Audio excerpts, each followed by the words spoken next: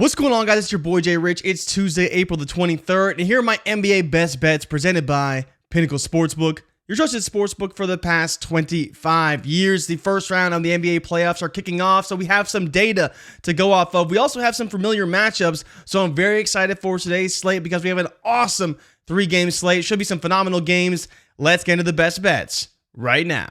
All right, so as you can see, we have 3 games on tap today. We have the Phoenix Suns and Minnesota Timberwolves for Game 2, the Pacers and Bucks for Game 2, and the Mavericks and Clippers as well. We'll kick things off at the top of the board between the Phoenix Suns and the Minnesota Timberwolves. A little surprised to see this spread isn't a little bit wider. You know, the playoffs are very interesting because a lot of times the books tighten up the spreads. They know the game's going to be closer, the scores are closer, lower scoring, all the various things. I thought after that first game, you may see a slightly bigger number on Minnesota.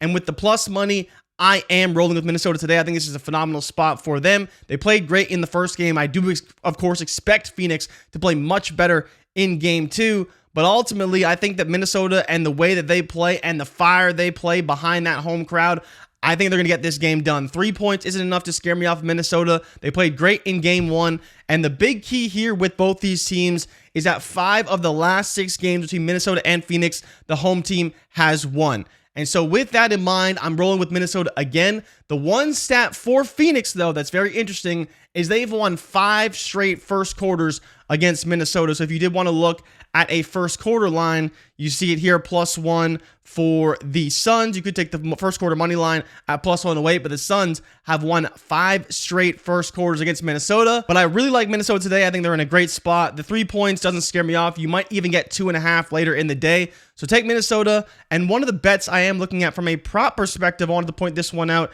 is Karl-Anthony Towns over 17.5 points. He scored 17 or more points in 3 straight games when playing Minnesota and playing 30 or more minutes. He's obviously coming back from injury, but did score 19 in the first contest, and I think he has a great shot to go over 17.5. This line will probably move to 18.5. We'll see how the books play it. There's a couple different numbers out there. There is a couple 18.5s out there, but give me the Wolves to win the game. I think they're in a great spot to beat Phoenix again, and will go up 2-0 in the series.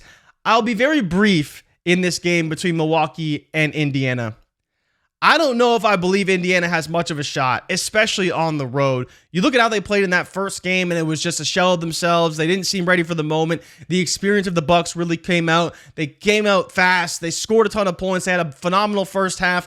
You know, Indiana picked it up in the second half, but ultimately the game was pretty much over after the first half, the way the Bucks dominated. And so I'm going to be taking the Bucks again. You're only giving me 1 point.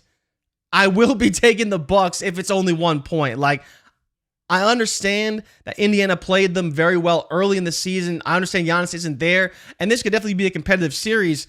But after what happened in that first game, there's no way in basically a coin flip that I'm taking Indiana to win this game on the road. Tyrese Halliburton has just been completely shut down. Ever since they beat them in the play-in, he just has not played well against them at all. And that continued again in the first contest. So give me the Milwaukee Bucks to beat the Indiana Pacers, and we don't have to talk about this game anymore. And the last game that I will be taking, man, it will be a clean sweep for the home teams, but I will be taking the Clippers +2. This game does scare me a little bit because there is still the narrative out there, the Clipper killer. Luka Doncic has definitely got the best of the Clippers over the past few years, but I think what people don't understand is that the Clippers have actually won 3 straight against the Mavericks, and that's the bigger takeaway for me here. The recent history and form of the Clippers, especially when you look at the games into December, January, February, when they were playing very, very good basketball before the All-Star break. That's when you want to look at the Clippers and say, okay, they're beating Dallas and they're playing at their best. And so if you have the Clippers playing at their best, which they played pretty good in the first game, and then the Dallas Mavericks playing close to their best now, I don't expect them to score 30 points in the first half like they did last game. But if the Clippers are playing at their best and the Mavs are playing at their best, I do think the Clippers do have the edge. And you look at what Zubac did in the first game. The interior presence for Dallas has been a problem for years.